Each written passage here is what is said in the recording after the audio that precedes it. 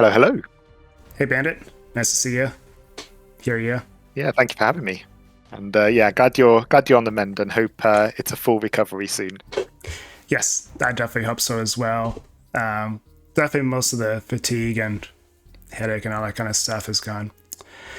Good. Yep. So we got round four. The We got 5 rounds total, so we're nearing the end, but still mostly just halfway through. So just looking ahead for the round four matches here in yellow. We'll start out today with the King versus Sederhana, and then we'll have probably do like 3 or 4 sets today. So, and then we got Silver Tongue versus the Conqueror, the Lieutenant versus Gladiator, and the DEI versus Games God as potentially the last set that we might play today. And you notice we have the set, the General versus Naga, currently the top 2 AIs in terms of score in the tournament. We probably won't see their match today, but that is looming ahead. So, Bandit, do you have any thoughts about these matchups? Well, I was looking at the table and thinking there's 16 points available still in this tournament. So we've, for most of these AIs, it's quite possible to catch up and get first place.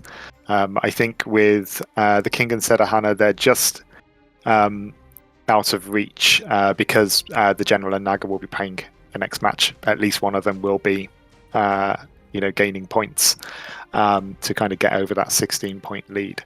But it is possible for a lot of these AIs to just jump up to the top. So yeah, it'll be interesting to see what the results are. And I think as this tournament has gone on, I think the Swiss systems worked in that we started with some fairly unbalanced games, and we've had some real good ones in the rounds that have followed. Yeah, and something else that's interesting is like if you jump up to the top too quickly, then you have to face against some really tough AIs. So we could see, for example, like the General and Naga split a match, and then that allows for some of the 16-point AIs to jump ahead and tie up with them. Yeah, so a lot of things could change in the last 2 rounds. Which I won't lie, Leif, is what I'm hoping for at the moment. Yes, me too. If they could tie, that'd be great. Even though my AI is currently tied at the top, I would rather have like a close finish. And I think a lot of AIs are deserving of the top spot. Maybe not even my AI. I think they've done great, and it's great to see everyone like still working on them. And particularly because we've had like quite disruptive changes in the most recent updates, seeing everyone kind of really just kind of dig in and get their AIs to work for chickens and hares and work around foxes and things. It shows that we've still got a fairly active community, which is great. Yeah, definitely agreed. So let's take a look at the matches coming up. So our first one is the King versus Sederhana. So we got Byzantines or Britons for the King, and Vikings or Aztecs for Sederhana.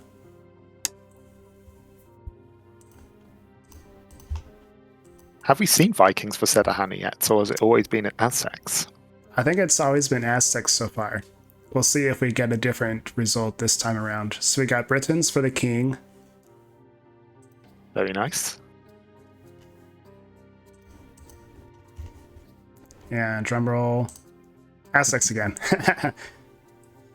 That's what random is. Sometimes you can get 3 heads in a row. That's how you know it's true random. One of them never gets picked. I suppose they both have like good forms of eco bonuses. So I was thinking that Vikings might help it get to that Imperial Age quicker, but actually Aztecs still have the extra carry weight, don't they? Yes. So they do get something. Yeah, so you can tell I was testing out some things in the single player lobby. All right, so we got, all right, the King is up here.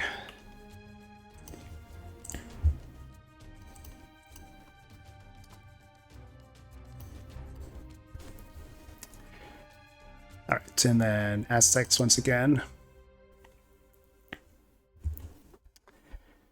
All right, we should be all set to go. Great.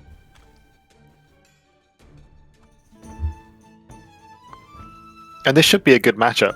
I mean, Sederhana's going for, a build up to Imperial Age and then hoping to get a stream of units.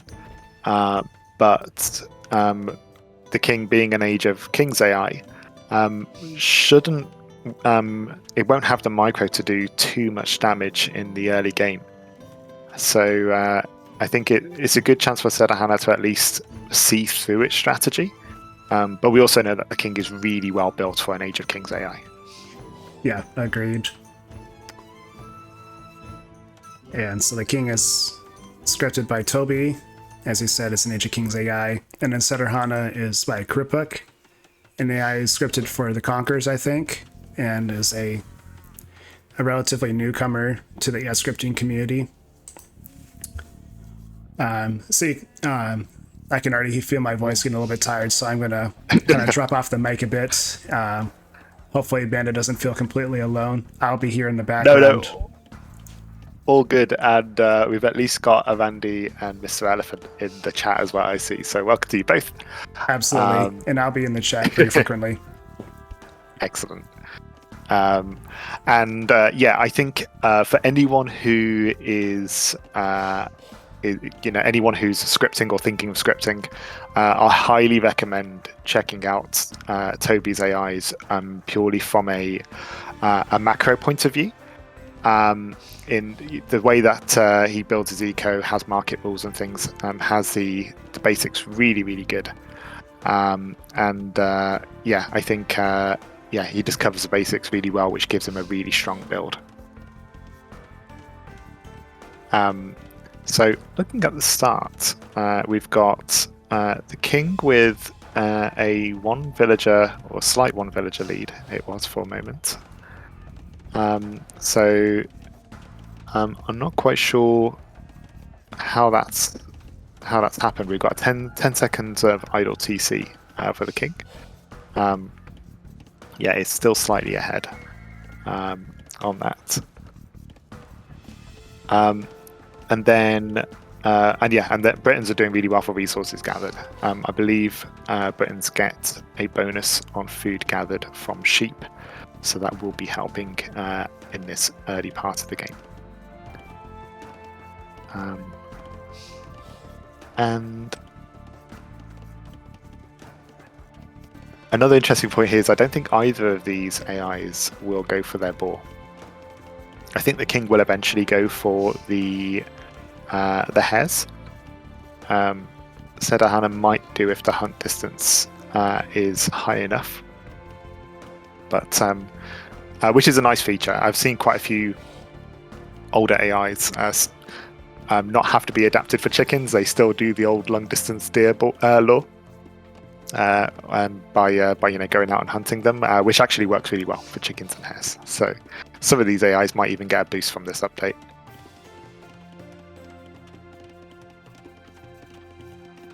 We see interesting that Sederhana's gone for the food going to the mill. Normally it's better to have food go under the TC in terms of just keeping your villagers secure, but perhaps there's an argument here that if your villagers are moving to berries afterwards or from berries to newly discovered livestock, then actually you're reducing the walking distance. So this might help it catch up a little bit on res collected. And if we're able to look over at the King, it'd be great to see what the King's doing with its eco right now.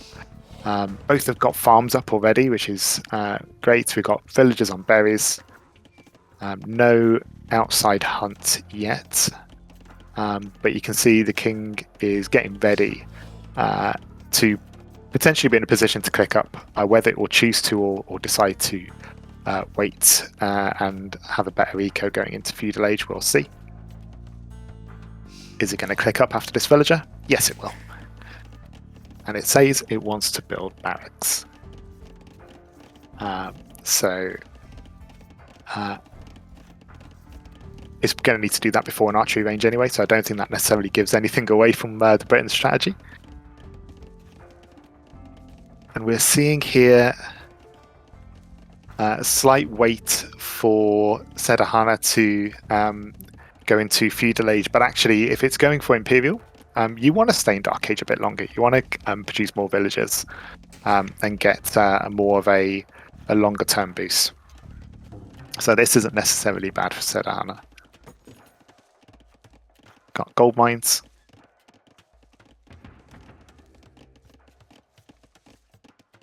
You can see the barracks is a little far out there. But the king's got plenty of space. So with the Britons, we're assuming that the king is going to go for archers, I'd have thought. It's getting loom. But we'll see. It might be full of some surprises. And we can see a building just a little bit below the villagers going towards something. Is that an archery range?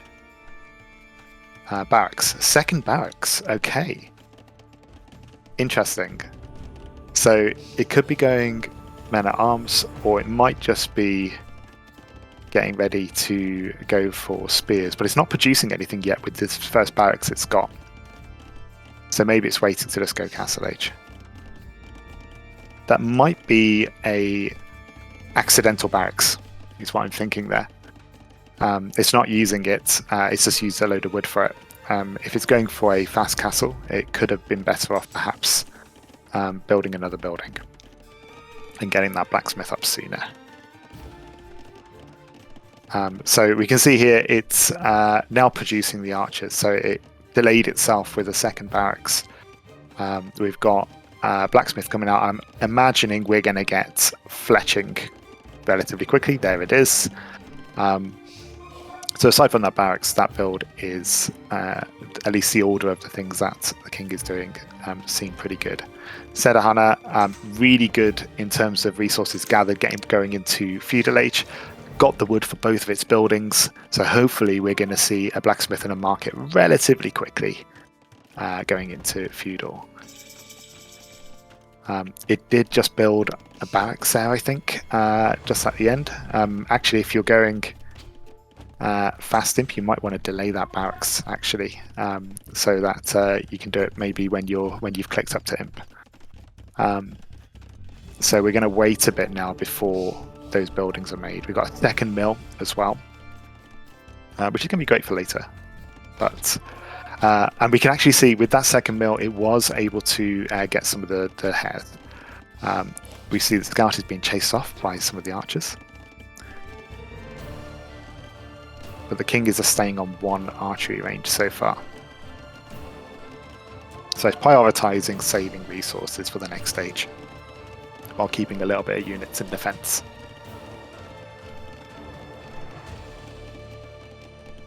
We got a second archery range coming up now.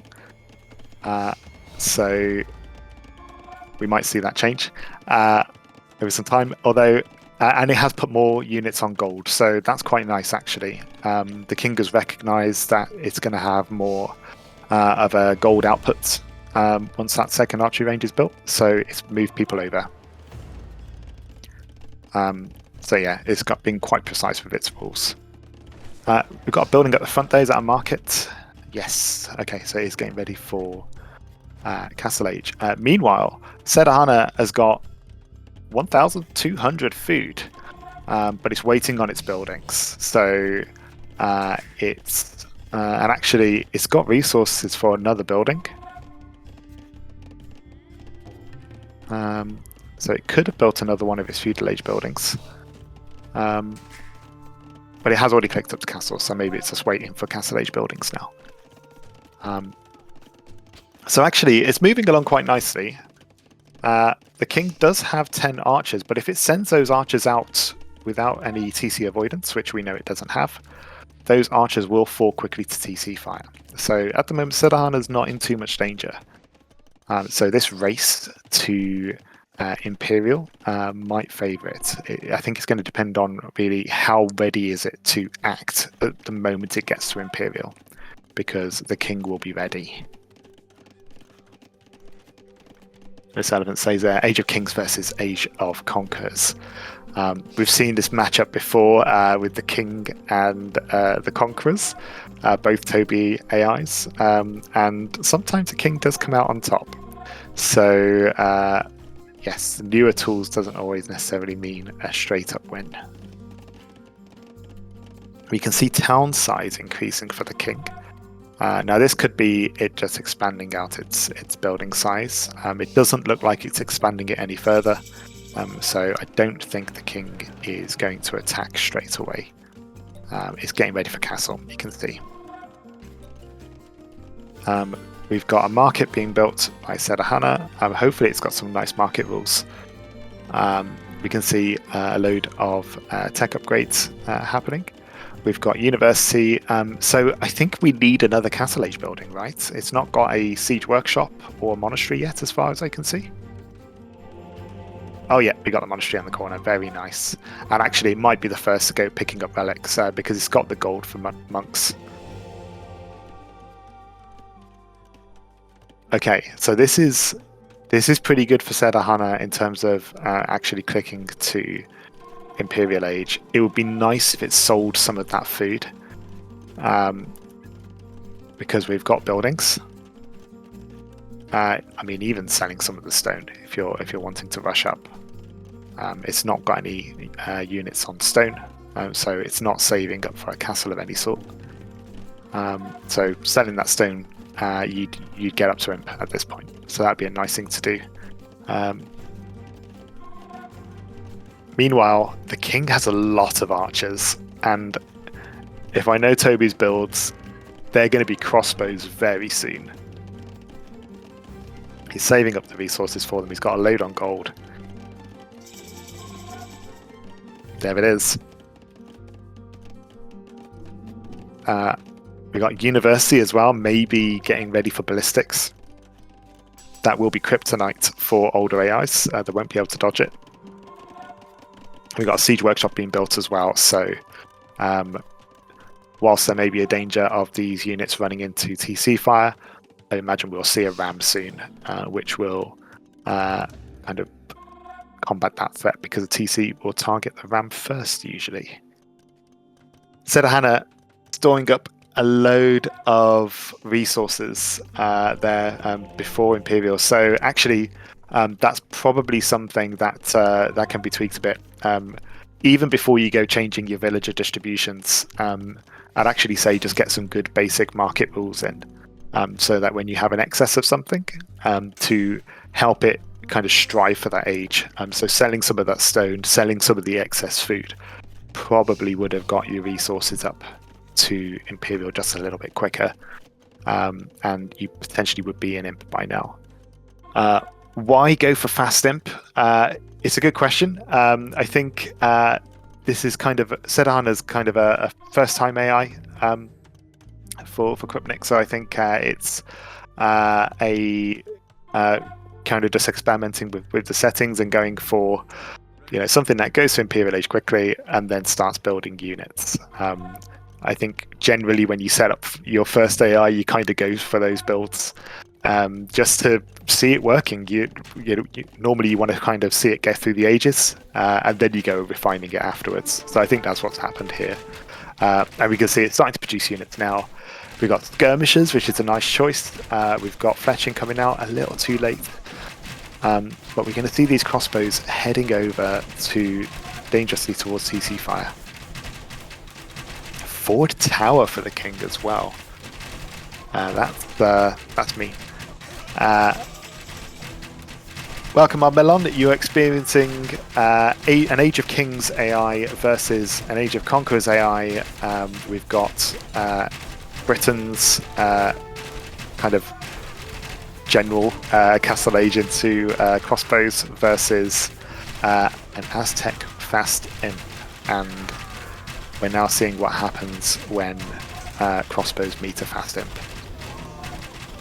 We don't have TC avoidance here, so eventually those crossbows will go down, but the King's Eco is in a position where it can produce those crossbows as quickly as it's losing them, so that pressure is not going to go away.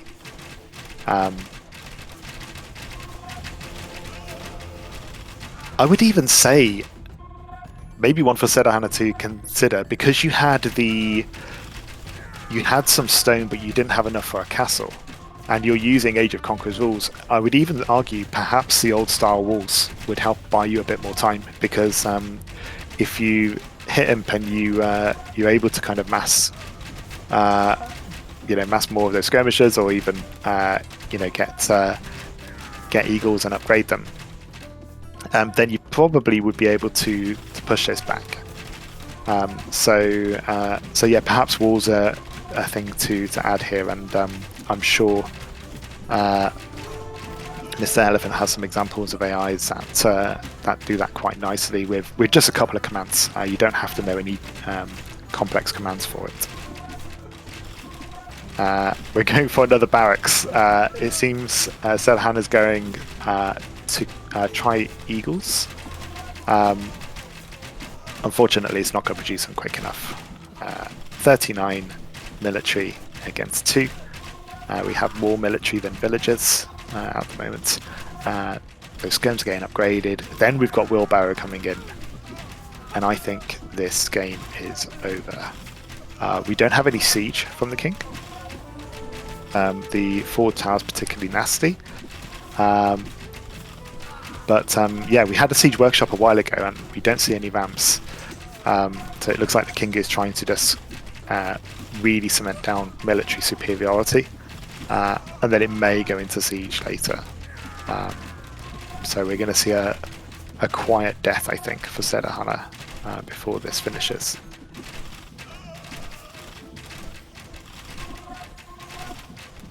Sederhana was researching murder holes and stuff going into it. Yeah, it's and again, I think first time AI at this point. So I think again, these kind of things come with just with a bit of refinement. At the moment, we've got an AI that can go to Imperial Age. It can gather the resources it needs to do that, and it can build military afterwards as well. So you've got a base there. It's about taking up the things you don't need or delaying them. And I think particularly if you're going Eagles, you want to have the Eagle upgrade tax, which I think Sederhana might be missing. And that's something that's required for Definitive Edition. So that might be something to add for any other the tournaments. But there it is. We're down to 0 military, 25 bills. The king's not going to press forward, I don't think, too far. It's going to wait around, attacking these buildings. It's not going anywhere near imp either. I think we'll wait for it to maybe get it to below 20 vils, Leif, and I think we could probably call it there, because I don't think Sederhana's coming back from this. Oh, Mr. Elephant saying castle could theoretically go up, but no one's on stone. We've got monks being made. I can see we've got a third monk. Leif saying mostly waiting for Sederhana's TC to get destroyed before calling it. The king's army could all die. Okay, that is fair. That is fair. It could, if they do creep forward enough, then that could happen. Nice tower on the hill. By the way, from the king. I don't know if the basic engine does that, but I have seen some satisfying towers placed before just using default commands. So it might be that the game engine kind of does a bit of estimation as to where a good place might be.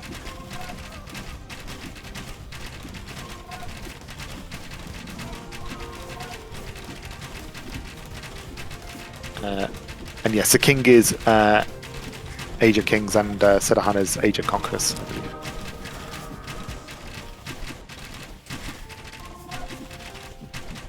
Oh, nice.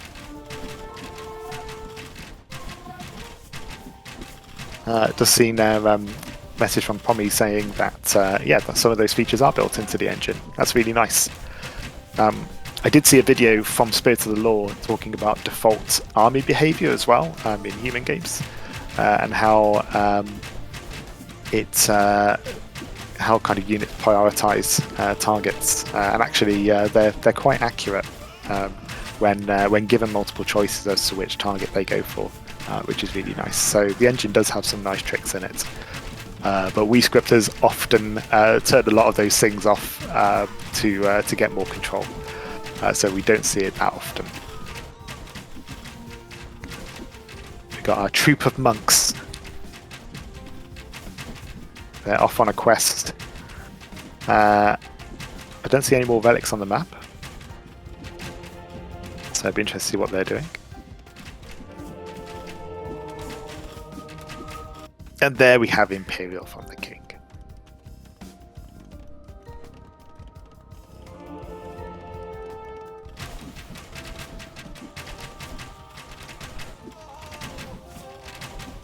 The King stops fill production at 50 because in Age of Kings that was the limit. So he's, I mean, technically he could have just added a rule in to say if it's not Age of Kings, keep going. But I think he, Toby really wanted to build to the limit of what Age of Kings can do. So he's kind of stayed authentic to that. You will see that number go up if there's any conversion, so it will control above 50 villagers if the monks convert. Which this element leads to some interesting games though against more modern AIs, because normally when AIs are booming, you'll find that the King will eventually get to 50 vills and then stop, and then suddenly it just has a surge of available food for military when it stops that vill production. So it can give it quite a power spike, which catch quite a few AIs off guard.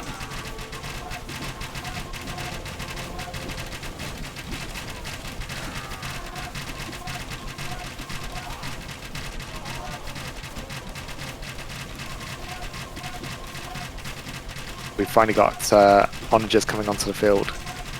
They may help. They got towers now just stretching over to TC range.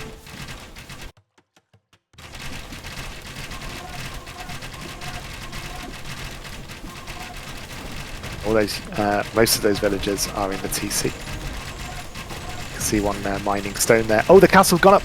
We can see the castle to the top right from Sederhana. And now it's going to the left. Is that castle going to be built? That might that might delay things a bit more. But it's only one villager on that castle, so it may well be that the base gets destroyed before that castle's built. We've got onagers now.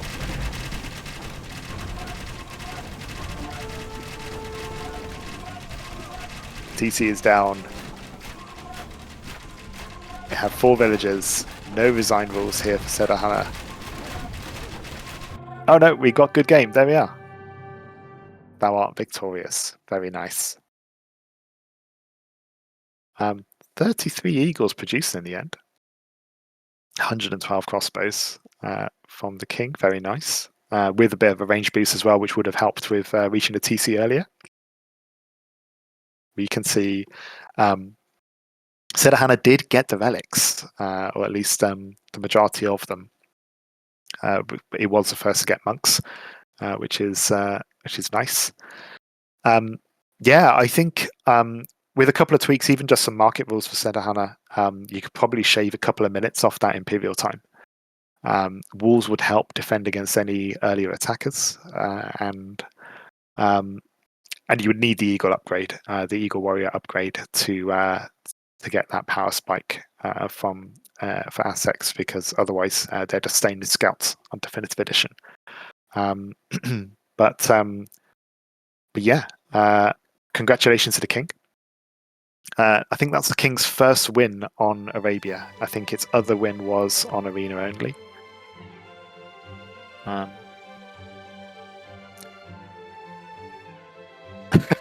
I'm not getting murder holes without any fortifications. That's fair enough. Although we did see, was it the Conqueror? The Conqueror or Soldier? They got redemption before they made their monks, and then they ended up actually using redemption to convert towers. So you never know what strategies they're cooking up behind the scenes. walls are quite advanced compared to the AI level. So weirdly enough, the at least on Age of Conquerors, I don't know about Age of Kings, but Age of Conquerors actually had some kind of simple wall building rules. So you could pick 2 ranges. So I think one rule was like you could build walls 10 tiles away from your home TC, and then another was up to 20. And then you could alternate those rules to build 2 layers of walls. So if you've ever played against the original AI for Age of Empires, you will see it build walls, and it uses those.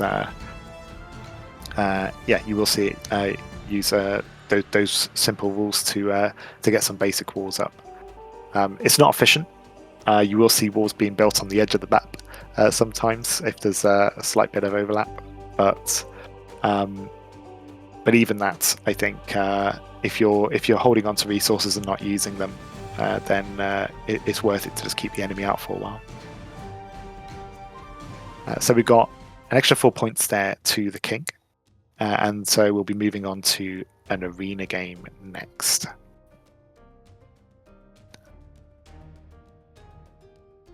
So Sederhana should be a bit safer this time, though it was able to get to imp last time. But the question is, what is the king going to be setting up? We have Khmer or Portuguese. Khmer or Portuguese? Okay. Oh no, you're checking them. I was thinking those aren't Age of Kings AIs.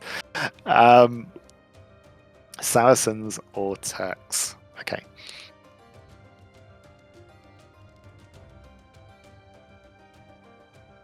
And for people watching as well, I'm catching this part on the Twitch stream as well, so my commentary may be slightly delayed on what's seeing way outside of the game. Okay, so the king's going Turks.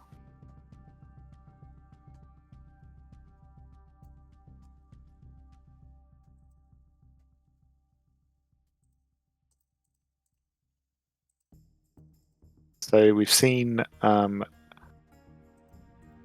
king can use gunpowder. So it'll be interesting to see what happens there. And we've got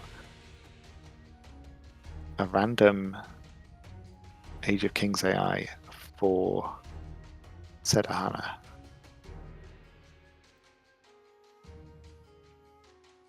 Saracens.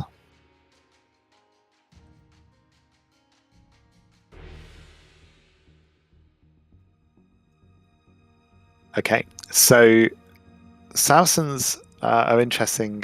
I don't think we're going to see market rules here, but that could have been a nice way to get to imp a bit faster with a discount. We've also got foot archers doing extra damage to walls, which we know Corleone uses, one of Elias's AIs. But I think we're going to see Sederhana mostly on the defensive here. What is nice though is no eagles. So where Sederhana doesn't upgrade Eagle Scout into Eagle Warrior, if it's going for camels or knights, those upgrades existed in Age of Kings to Cavalier or to Heavy Camel. So we should see, hopefully. I can see the Leafs has changed their settings there. Very nice. We should see at least Sederhana will have a chance to upgrade its units, which, if it holds out long enough, might give it a bit more fight in the late game. So we've seen, Pommy mentioned about the strategic number of moving animals to the mill if they're closer to the mill. We can see that in action there from Sederhana at the top. We've just missed the water buffalo on the bottom right, but I'm sure the scout will come back for them. And there we go. Got a little bit of home exploration there.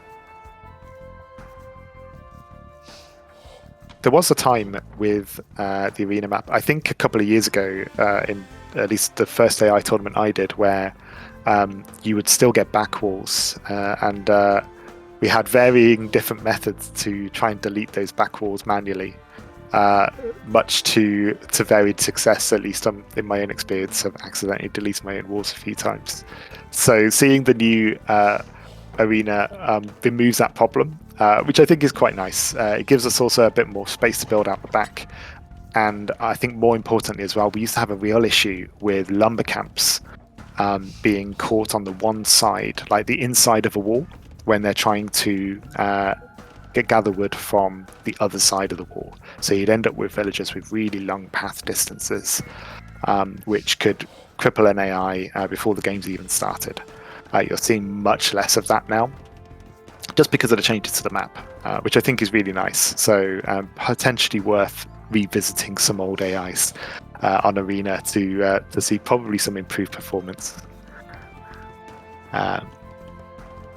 This is a deer map, so we will see at least less long distance drop-offs for villagers. They'll be able to just gather things in one swoop, whereas things like the chickens and hares require multiple back and forths. So you might see a bit more of, I guess, a higher food yield from these animals.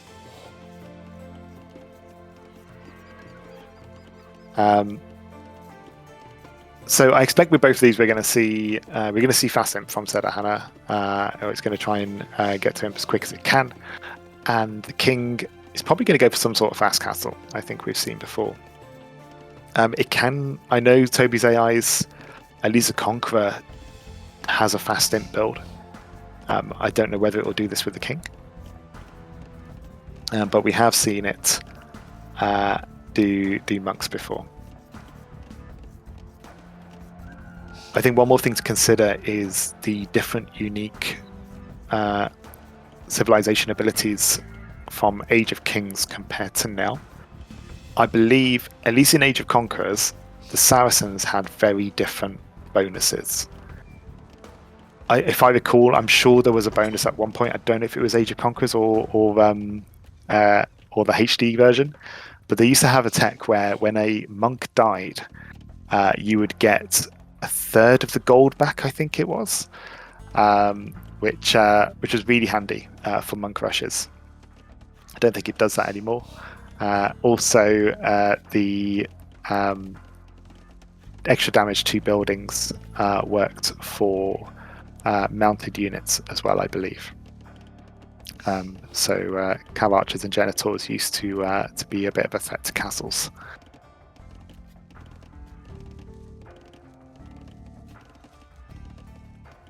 That was from the FE Forgotten Empires expansion. Okay.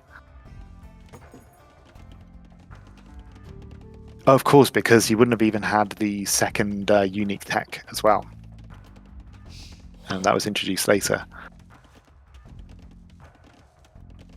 But yeah, very defensive now.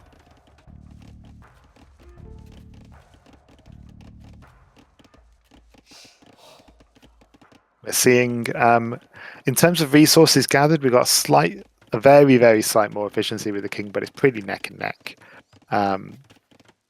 Which is good to see. There was a bit more of a discrepancy last time, I think due to some idle TC time and maybe some reallocation of villagers long distance. Whereas, yeah, this is a lot smoother on both sides, I think. And they're both going for similar distributions of resources as well. You can see the food and wood are quite even there for both sides. So good sign for both.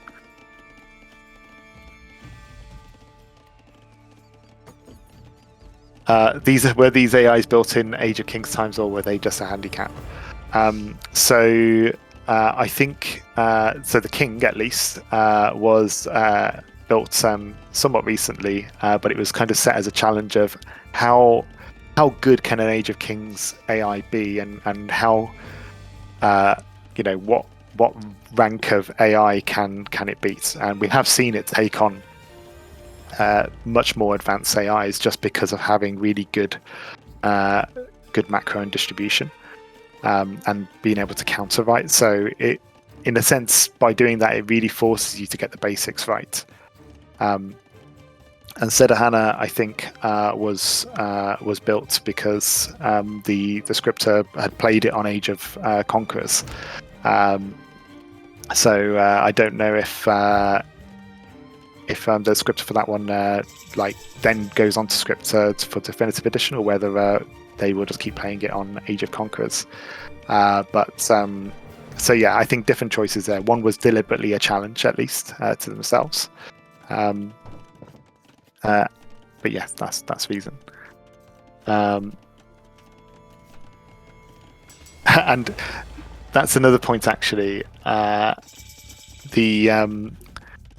We also have some tools as well for which Mr. Elephant's on the stream here, that he helped either gather and build. But we've got kind of starter kits, I guess, for people to build their own AIs without needing to learn the scripting language. And most of those kind of beginner AIs use Age of Kings or Age of Conquerors scripting to kind of get you started, and then you learn the more advanced stuff yourself. So that's also where you'll see some AIs like this as well. Is people trying out the hobby for the first time, and they're just producing something quick to get a template to then build on afterwards. My own AI, Bright Spark, started off as an Age of Conquerors AI, moved on to HD, and then eventually Definitive Edition. But that was purely because I started on Age of Conquerors before investing into the game on Steam. We can see here we've got Castle Age from the King. We're in a position where Sederhana can go Feudal Age. It's deliberately building up more villages, so 35 villages is a lot.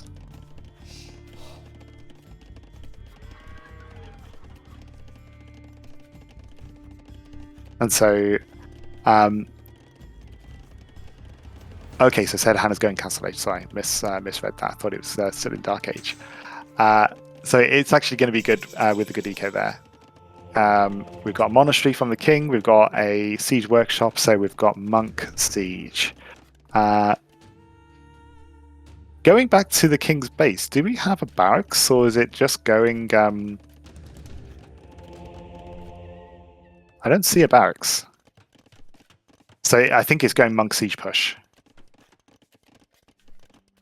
So whereas it wasted a few resources building 2 barracks when it didn't need them, now it's not built any, and that's meant that it's managed to get its monastery up pretty much straight away, along with siege workshop. It's producing a monk, but it's not producing siege. It's waiting to go imp, so it is indeed going fast imp. And I think at this rate, it's just going to outspeed Sederhana in clicking up.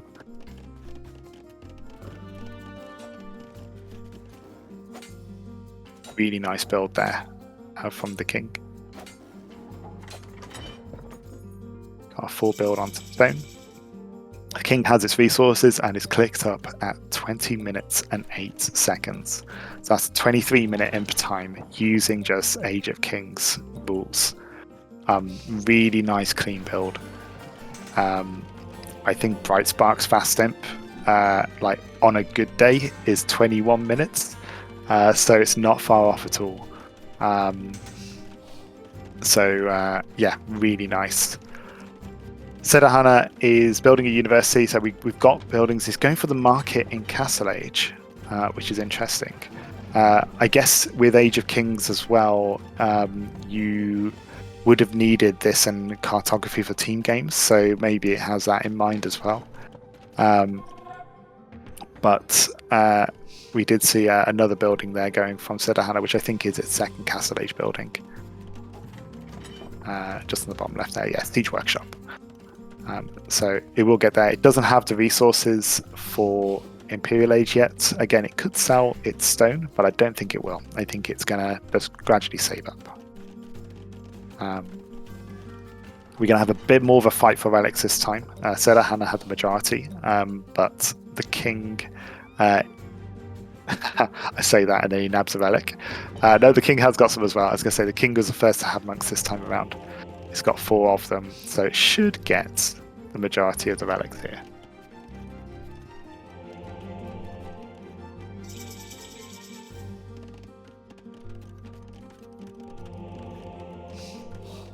Okay, so now we've got the barracks and now we've got archery ranges being built, and that's for the hand cannoneers, I expect. We are Turks after all. We've got bombard cannons being built already. And yeah, there we go. The hand cannoneers being made.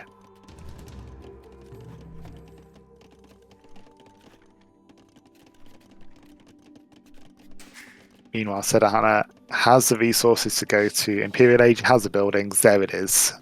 Treadmill crane. We've also got forging. We're going light cav. Okay. Saracen light cav. We got a couple of archers, which will do extra damage to buildings. So there is that. To be fair, light cav might be a nice way to take down the bombard cannons if you get enough of them. I don't think the archers are going to trade too well against hand cannoneers. There's just too much of a tech difference at the moment. Are we going to have a monk war? Well, it's 5v1 at the moment, so unless the Saracens convert to other monks, I think that's not the case. And actually, that might be why the cavalry were being trained. It could be that they've seen the monks. That's a good point, actually. So they might be there to counter the monks. We've got a real mix from Sederhana. We've got archers, scouts, and skirms now. And we've got more monks now being trained. Meanwhile, we've got a nice supply of hand cannoneers coming from the king. We've got 10 made, 12, 2 at a time there. And we got knights from Sederhana, so it is training everything now. Knights aren't what you want to see against the monks, but we see there's only 5 monks so far. Also a reminder that actually the king could at some point switch to Hussar itself. It's already got the upgrades because it's Turks. So if Sederhana did end up investing more in monks, the king it's got to build a stable and it's already ready to counter. But with 4 bombard cannons, 17 hand cannoneers, and then 5 monks just to reinforce them, this is going to be messy. We're going for the siege workshop first. The scouts are going to go down before they're through the gates. We've got a castle being built at the front, which is nice. But yeah, these are being outgunned.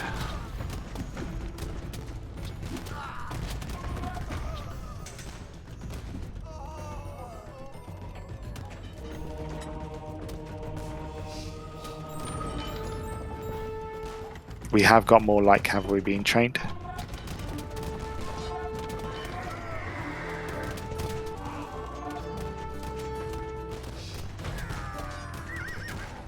But yeah, really nice army from the king here. And I don't think that castle goes up.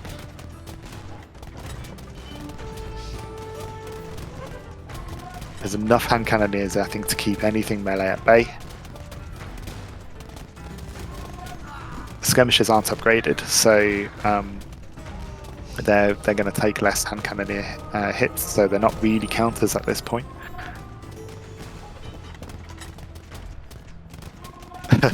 Monk is wondering how he survived that fallen building.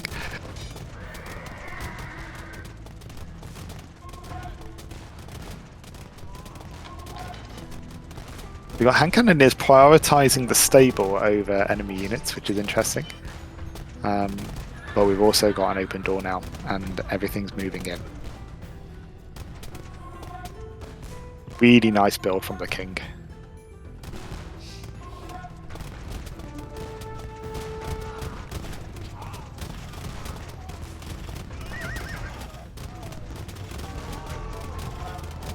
We can see also the king has reached his 50 villager population limit, and so actually that food has been really helpful in keeping that stream of hand cannoneers, which is kind of what you would do for a fast imp. Turkish hand cannoneer build anyway, you would kind of just keep the eco as last priority for that to prioritize an initial peak in gunpowder. Cheeky tower denied by the light cav there. 7 bombard cannons. They don't even have to be through the gates. They can just attack whatever buildings are being around the outer edge.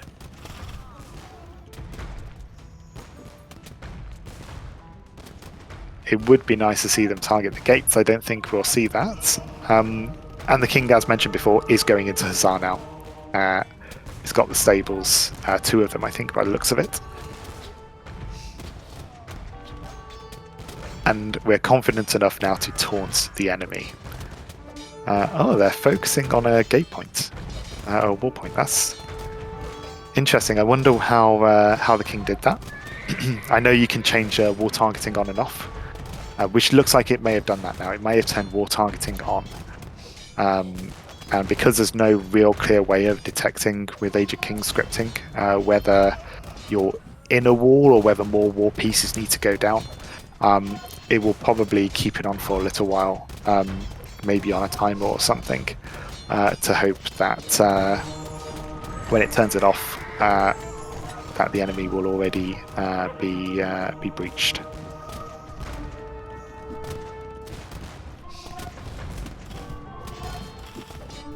All the walls might be the only enemy buildings within maximum town size. Good point, Leif, actually. I forgot that that town TSA considers that. But at the moment, bombard cannons are quite nice as well because they will target whatever units are nearby by default. Now you can see it targeting some moving units, but it's not restricted to just targeting walls. So you will see some of them moving forward and attacking buildings.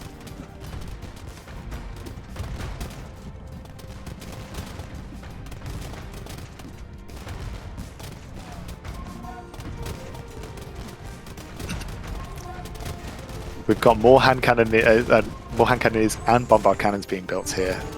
10 bombards now. We're speeding the game up slightly as well. Thank you, Leif. And at this point, the king is now getting ready to fully switch into Hussar. It's getting its upgrades for when it runs out of gold, I guess. So it has a strong follow-up in the very late game. But we're not going to run out of gold at this point. This match is going to be over before then, because we've got 31 hand cannoneers, and Sederhana will not have an answer for that. And the town size is increasing, so we will see more buildings get targeted in a mo. There it is, you can see them shifting forward slightly.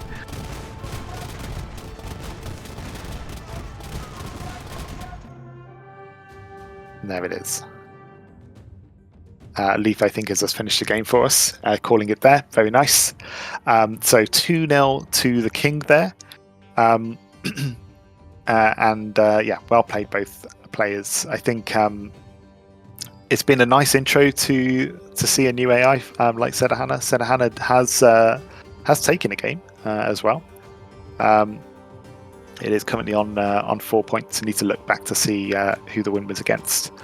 But yeah, definitely room for some improvements there. But thankfully, some simple improvements. I think that will get it to making units and making good units quicker. And I think the king is a good example of an AI being further down the road with that. That fast end build was really smooth and really good timing, considering you're not using any advanced commands or even hunting boar. I mean, it did that without getting boar, which again, really helpful in getting to Castle Age quicker, and would have gone a long way for that fast simp.